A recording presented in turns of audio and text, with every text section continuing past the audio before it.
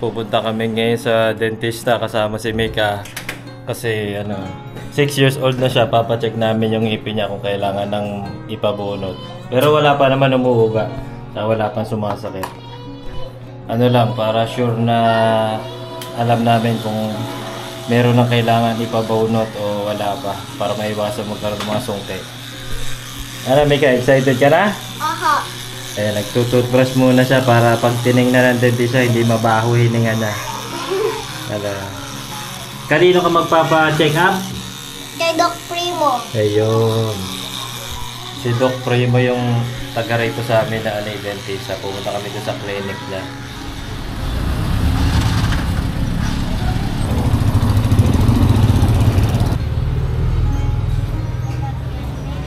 Ayan, dito na kami sa kay Doc Primo. Ayan si Mika.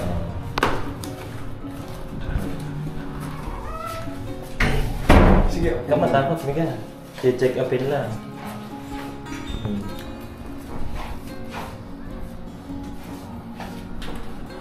Sige. Ayan si Doc.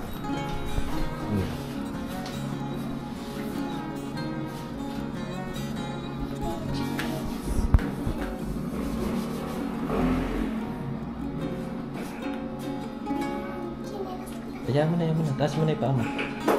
Sige, sandal ka ako pa. Ganyan. Kinakabahan ka, Mika? Titingnan lang yung ngipin mo. Opo, first time magpunta sa dentista.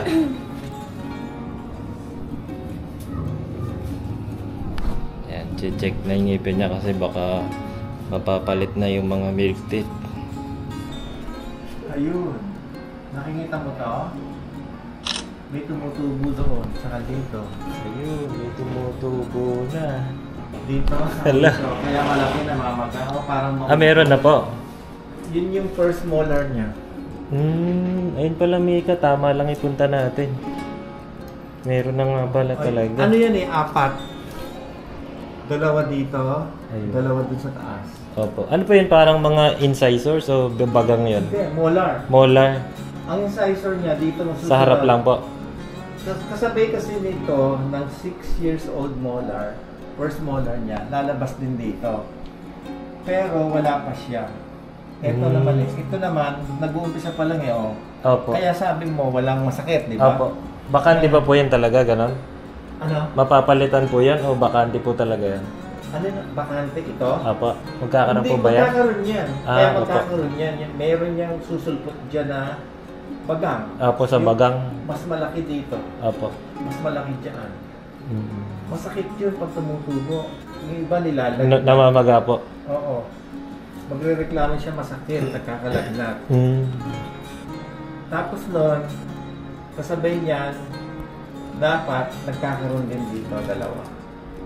Di na po yan, uuga po yan. Uugaya kasi itutulak yan nung nasa ilalim. Kasi lahat ng ngipin na to, Papalitan ba yan? 1, 2, 3, 4, 5. 1, 2, 3, 4, 5. Meron dyan tutubo. Central, lateral, canine. First premolar, second premolar. First molar, yun. Doon mapupunta. Sa ngayon po, wala pa po mabubunot. Maganda yung ngipin niya, dapat maalagaan yan hanggang maging permanent lahat. Opo. Magkakaroon niya ng minsan magulo intindihin kasi nagkakaroon ng tumutubo. Pag nakita mo meron dito, parang meron na po matalim, ganon, sa likod. Meron lalabas. Katulad nito, kala mo ngipin lang dito sa likod. Dapat umalis to pag meron na. Ano pa yung makakapa niya sa dila? Oo. Ito rin. Itong dalawang to, mapapalitan yan. May tutubo dito sa likod niyan. Itutulak yan, itutulak lahat na yan. Matatanggal yan, nakusa. Kung ayaw matanggal na kusa, dadali mo sa dentist. Sinabay ko na magpalinis kay Doc para masulit punta. Minsan lang kasi kami pumupunta dito.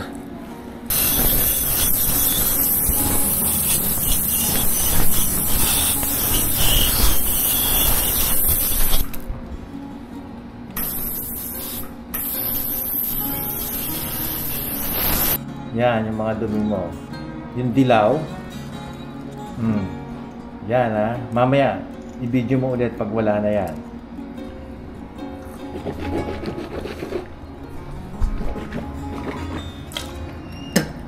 Nakita mo yung namumula? Doon siya galing. Oo nga po. Parang laki ng butas. Ano po yun? Okay lang ba yun na butas na? Or kailangan palagyan ng ano yun? Alin ba? Alin ba ito? Babalik sa ayos yan. Yung mapula na yon kasi nairita na yun sa dami sa tagal ng dumi.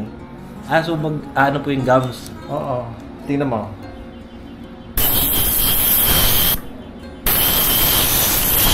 Ayan, natipa. Natipa. Ayun. Galing doon yan.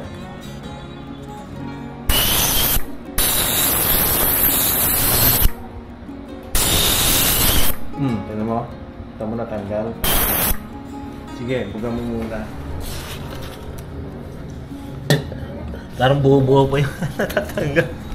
Pwede pa tingin yung lipid mo? Na yan. Yan. Yung lipid mo.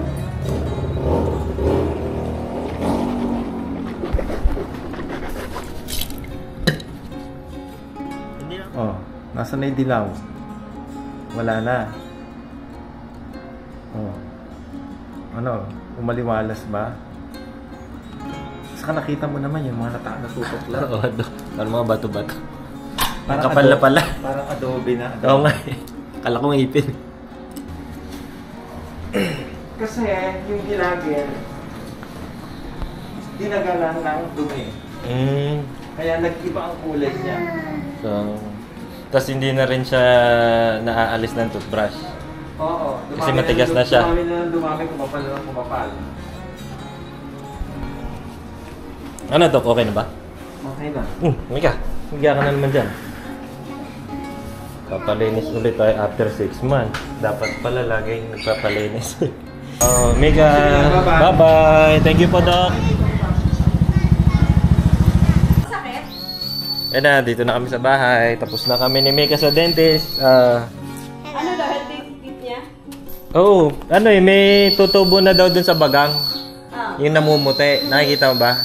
Pero dito daw, wala pa. Pero pag daw naramdaman na parang may tumutubo, ipa-check up na lang daw ulit para sure. Pero ngayon, Kasi kung umuuga daw, edi okay. Kung hindi naman daw, mas okay nga bunutin.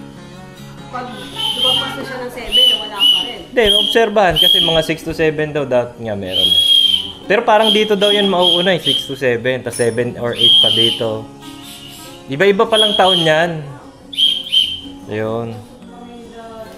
So hanggang sa susunod na lang ulit. Tapos na kami ni Mika magpa-dentist. Bye-bye! Bye-bye! Magbabike na kami!